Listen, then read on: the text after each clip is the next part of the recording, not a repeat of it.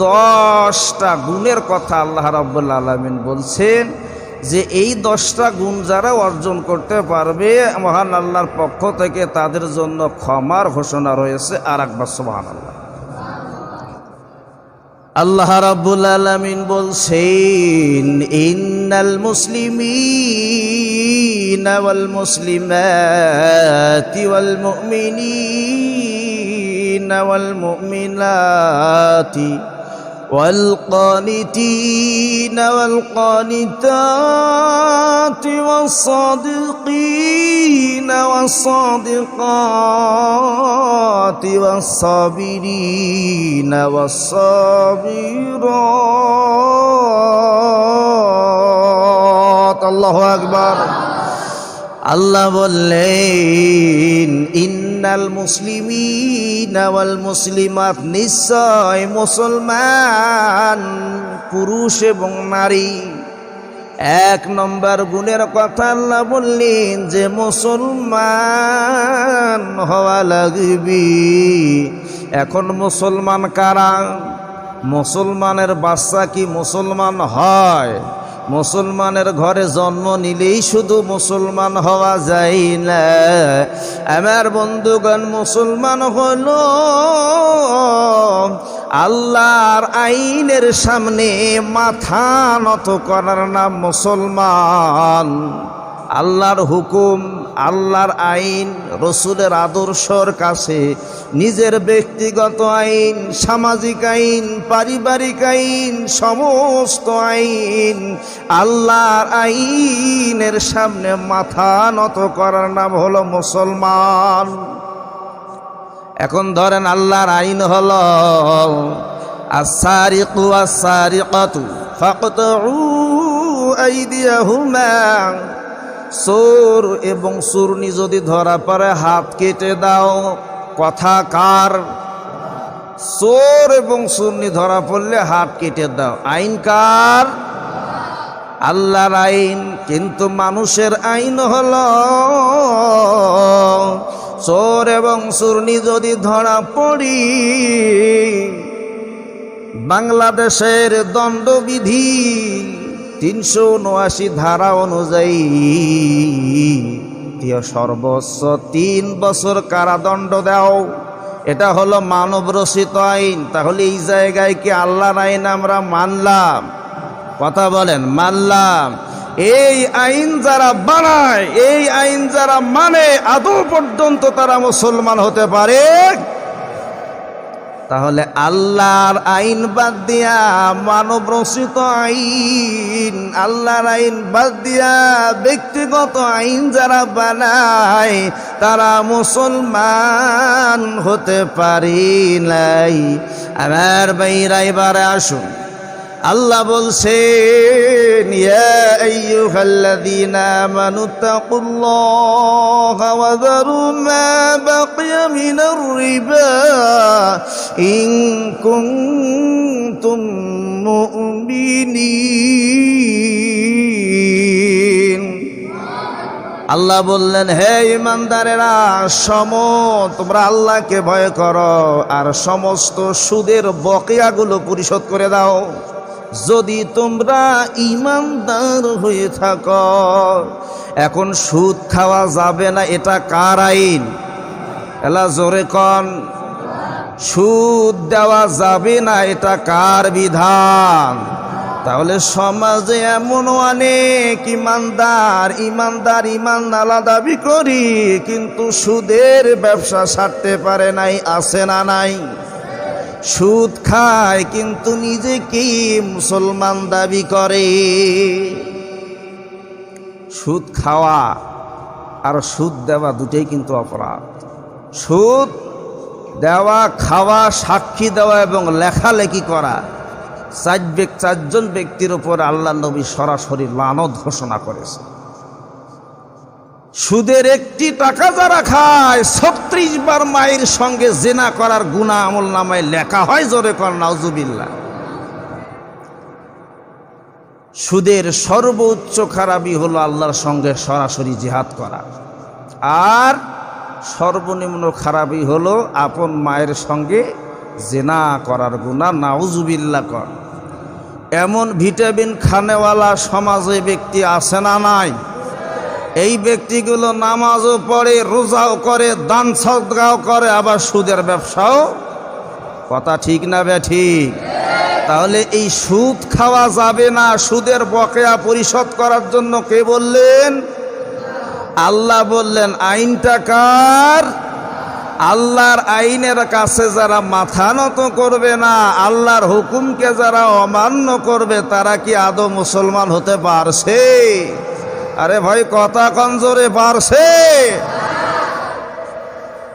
যারা আল্লাহর হুকুমকে, আল্লাহ রসুলের আদর্শর কাছে নিজের মত, ব্যক্তিগত মত, পারিবারিক, সামাজিক, অর্থনৈতিক, রাজনৈতিক, দেশীয় আইনকে পরিত্যাগ করে শুধুমাত্র আল্লাহ এবং আল্লাহর রসুলের আইন বাস্তবায়ন করতে পারে নাই, তারা আদৌ পর্যন্ত মুসলমান হতে পারে?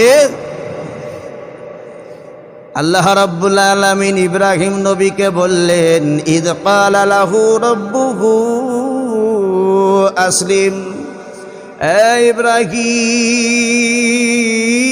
ইব্রাহিম, তুমি মুসলমান হয়ে যাও। ইব্রাহিম নবী বললেন, ক্বাল আসলামতু লিরাব্বিল আলামিন। আল্লাহ, আমি মুসলমান হইয়া গেলাম। কোন সুবহানাল্লাহ। মুসলমান যদি না হন, মুসলমান না হইয়া কবরে যান, কবরের মধ্যে ধরা খাওয়া লাগবে কি লাগবে না?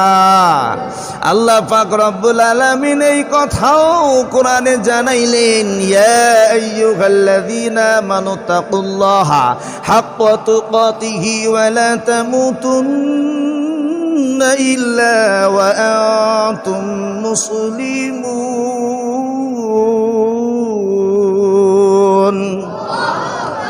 আল্লাহ ডাক দিয়ে বললেন, হে ইমানদারেরা, তোমরা আল্লাহকে ভয় করো, যেমন ভয় করার দরকার তেমন ভাবে ভয় করো।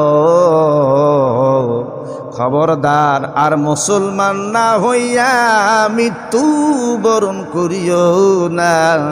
আল্লাহ সাবধান করে দিলেন, ওয়ালা তামুতুন্না ইল্লা ওয়া আনতুম মুসলিমুন, যে তোমরা মুসলমান না হইয়া মৃত্যু বরণ করিও না। মুসলমান না হইয়া কবরের মধ্যে যাইও না। যদিও মুসলিম হয়ে মারা যাই, মুসলমান না হতে পারি, কবরের মধ্যে যাবার পর কবর থেকে শুরু করি হাসরের ময়দান পর্যন্ত আপনার কবরের মধ্যে আযাব শুরু হয়ে যাবে। মানুষ যখন মারা যায়, রুহু যায় ইল্লিনে, কারোটা যায় সিজ্জিলে। যদি আপনি মুসলমান হয়ে মারা যান, আল্লাহর বিধান, আল্লাহর আইনের কাছে মাথা নত করি, আল্লাহর রসুলের আদর্শ দিয়ে নিজের জীবনটা পৃথিবীর মধ্যে চালান, আপনি মুসলমান হয়ে গেলেন। আর মুসলমান হয়ে কবরে যাবার পর আল্লাহ রাব্বুল আলামিন ওই কবরটাকে জান্নাতি জায়গা বানায়া দেবে। ইন্নাল কুবুরা মির রিয়াজিল জান্নাহ, তার কবরটা জান্নাতের বাগান হয়ে যাবে। আর যদি মুসলমান না হয়ে মৃত্যুবরণ করেন, আপনার আমল যদি খারাপ হয়, আপনি নাফরমান হয়ে যান, আও হুফরাতিন মিন হুফরাতিন নার, কবরটা হয়ে যাবে জাহান্নামের গর্ত। মানুষ যখন মারা যায়, ইল্লিনে যার রূহ চলে যায়, যেই জায়গার মধ্যে নেক বান্দাদের রূহ রাখা আছে, যেই জায়গার মধ্যে নবী আম্বিয়া আলাইহিস সালাম, আল্লাহর ওলিদের রূহ রাখা আছে, এই জায়গার মধ্যে মুসলমান হয়ে যারা মারা যাবে তার রূহ চলে যাবে। আর ওই জায়গার মধ্যে আল্লাহ রাব্বুল আলামিন জান্নাতের সমস্ত নিয়ামত ভোগ করার সুযোগ দিয়ে দেবেন। সুবহানাল্লাহ। কোন আর যদি মুসলমান না হয়ে মৃত্যুবরণ করেন, আল্লাহর আইন না মেনে রসুলের আদর্শকে প্রত্যাখ্যান করে কবরের মধ্যে যান, আমার ভাইরা, এই রুহুটা সিজ্জিলে চলে যাবি। প্রথম আসমান থেকে ফেরেশতারা এমন জোরে একটা ধাক্কা মারবি, একটা ধাক্কায় মাটির নিচে ৭৭,০০০ গজ নিচে যেই জায়গার নাম সিজ্জিল, যুগে যুগে যত নাফরমান বেঈমান নমরুদ ফিরাউনের রূহ রাখা আছে, এই জায়গার মধ্যে নাফরমান বান্দার রূহ রেখে দেওয়া হবে। এই জায়গার মধ্যে জাহান্নামের যত শাস্তি আছে সমস্ত শাস্তি সে পাবে। মানুষ যখন মারা যায়, মানুষের দেহার কোনো শাস্তি হয় না, শাস্তি হয় রুহের। শাস্তিটা চলে রুহুর মধ্যে। এখন প্রশ্ন আসতে পারে, হুজুর এমনও লোক আছে মারা গেছে ৩০ বছর পর কবর খনন করে দেখা গেছে লাশটা এখন পর্যন্ত পচে নাই, সব তাজা, চুলগুলো তাজা আছে, হাত পাগুলো তাজা আছে, লাশ পচে নাই। এমন ঘটনা ফেসবুকে দেখা যায়। ৩০ বছর ৬০ বছর হয়ে গেছে, লাশ পচে যায় না, আছে না এরকম? ফেসবুকে দেখা গেছে। যারা আল্লাহর ওলি, মিশরে সৌদিতে একবার খনন কাজের মধ্যে খনন কাজ করতে গিয়ে একজন সাহাবার মাথা উঠে আসছিল, ভাইরাল হয়ে গেছে। এত বড় একটা মাথা সাহাবা একরাম, এই মাথা কাটা গেছে, তাজা রক্ত বাহির হচ্ছে, এটা আমি মোবাইলে দেখছি। ৬০ বছর ৭০ বছর ১০০ বছর হয়ে গেছে, লাশ এখনো পচে নাই, তাজা লাশ হয়ে আছে। এইরকমও ঘটনা ঘটে। তাহলে এখন প্রশ্ন হলো, হুজুর অনেক লাশ তো এখনো তাজা আছে, যারা আল্লাহর ওলি হাফেজ কোরআন, যাদের মধ্যে কোরআন আছে, তাদের সেনা পচে না। আমার ভাইরা, তাহলে এই রুহুটা, এই বডিটা তাজা থাকলো, তাহলে আযাব কোথায় হয়? আপনার বডির মধ্যে আযাব হয় না, আযাবটা চালু হয় রুহুর মধ্যে, আযাব দেওয়া হয়, শাস্তি দেওয়া হয় রুহুর মধ্যে। একটা জীবিত ছাগলকে পা থেকে মাথা পর্যন্ত চামড়াগুলো ছিললে যেমন কষ্ট হয়, এমন একটা কষ্ট অনুভব করতে হবে এই রুহুর মধ্যে। এই জন্য বন্ধুগণ, মুসলমান না হয়ে যদি মারা যায়, কবর থেকে শুরু করি হাসরের ময়দান পর্যন্ত মালুমে বারজাকের ভেতরে আপনার রুহুর মধ্যে শাস্তি দেওয়া হবে। ভাইয়েরা আমার, যদি আপনি অমুসলমান হয়ে মারা যান, আল্লাহর বিধান না মানলেই তো আপনি মুসলমান নয়। গোটা কোরআনের সমস্ত আয়াত আপনি মানেন, কিন্তু সুদের আয়াত মানেন না, আপনি মুসলমান থাকলেন। গোটা কোরআনের মধ্যে সব আয়াত মানেন, আপনি জিহাদের আয়াত মানেন, আপনি মুসলমান থাকলেন। মুসলমান চিনার উপায় হলো জিহাদের ময়দান। একজন সাহাবা ছিলেন, যিনি হলো মুনাফিকদের লিডার। আল্লাহ নবীর পেছনে নামাজও পড়তো, আল্লাহ নবীর পেছনে নামাজও পড়তো, কোরআন পড়তো, হাদিস শুনতো, কিন্তু জেহাদের ময়দানে, উহুদের জেহাদের ময়দানে যাওয়ার সময় ৩০০ বীরে মুজাহিদকে পেছন দিক থেকে টান বেড়ে নিয়ে আসছিল, যার নাম হলো আব্দুল্লাহ ইবনে উবাই। কি নাম? আব্দুল্লাহ ইবনে উবাই। নবীর পেছনে নামাজও পড়ছে, আল্লাহ নবীর সাহাবা হিসেবে নিজেকে দাবি করছে।